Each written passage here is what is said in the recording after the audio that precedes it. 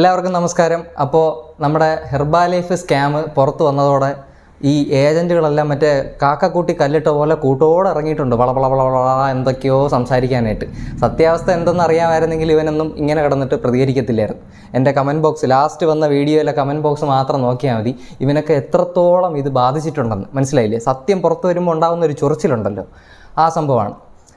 അതൊക്കെ പോട്ടെ, അവന്മാരവിടെ കിടന്ന് സംസാരിച്ചുകൊണ്ടിരിക്കണ്ടേ. പക്ഷേ നമ്മൾ വീണ്ടും സത്യങ്ങൾ ഇങ്ങനെ പുറത്ത് വിട്ടുകൊണ്ടേയിരിക്കും. ഇവന്മാർ കാണിക്കുന്ന ഉടായ്പകളെല്ലാം പറഞ്ഞുകൊണ്ട് തന്നെ ഇരിക്കും, യാതൊരു കൂസലുമില്ല. കാരണം ഇവന്മാരാണ് പെടാൻ പോകുന്നതെന്ന് എല്ലാവർക്കും അറിയാം, മനസ്സിലായില്ലേ. സത്യം എപ്പോഴും ജയിക്കുക തന്നെ ചെയ്യും.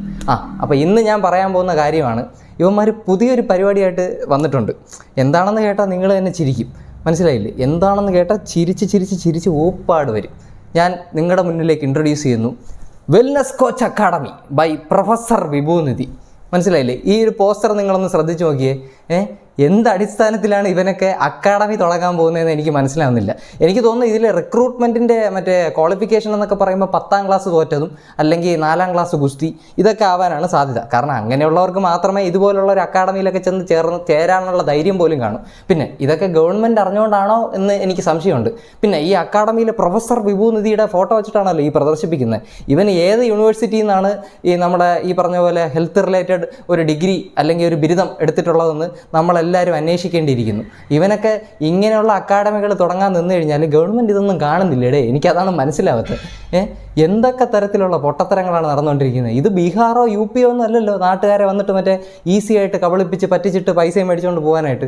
ഇതിപ്പം പുതിയ പൈസ തട്ടലിനുള്ള പരിപാടിയാണ്. ഒന്നും അറിയാത്ത ആൾക്കാർ ചെന്നിട്ട് അക്കാഡമി ജോയിൻ ചെയ്യുന്നു, കോഴ്സാണെന്നൊക്കെ പറഞ്ഞ് ചിലപ്പോൾ ഒരു ഫേക്ക് സർട്ടിഫിക്കറ്റൊക്കെ അങ്ങ് കൊടുക്കും. എന്തെങ്കിലുമൊക്കെ ഉഡായ്പ് ട്രെയിനിങ് നടത്തിയിട്ട് ആൾക്കാരെ പറ്റിക്കാനുള്ള വഴി മാത്രം പറഞ്ഞു കൊടുത്തിട്ട് ഒരു സർട്ടിഫിക്കറ്റും കൊടുത്തു വിടും.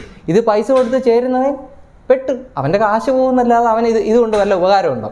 വേണമെങ്കിൽ ഈ പറഞ്ഞ പോലെ തട്ടിക്കാനായിട്ട് ഒരു ക്ലബ്ബെന്ന് പറഞ്ഞാൽ അതിനകത്ത് കയറിയിരുന്ന് ഈ പറഞ്ഞ പോലെ ആൾക്കാരെ പറ്റിച്ച് തുടങ്ങാം. പക്ഷേ അത് അധികം നാൾ പോകത്തില്ല. ഉടനെ തന്നെ ഇതൊക്കെ പൂട്ടി തുടങ്ങുന്നുണ്ട്. ഒരു സൈഡിൽ നിന്ന് പരിപാടി വരുന്നുണ്ട്, അത് ഗവൺമെൻറ് ഏറ്റെടുത്ത് അങ്ങ് ചെയ്യും, മനസ്സിലായില്ലേ. അപ്പം ഇതുപോലുള്ള മണ്ടത്തരങ്ങൾ കണ്ടു കഴിഞ്ഞാൽ എങ്ങനെയാണ് പ്രതികരിക്കാതിരിക്കുന്നത്?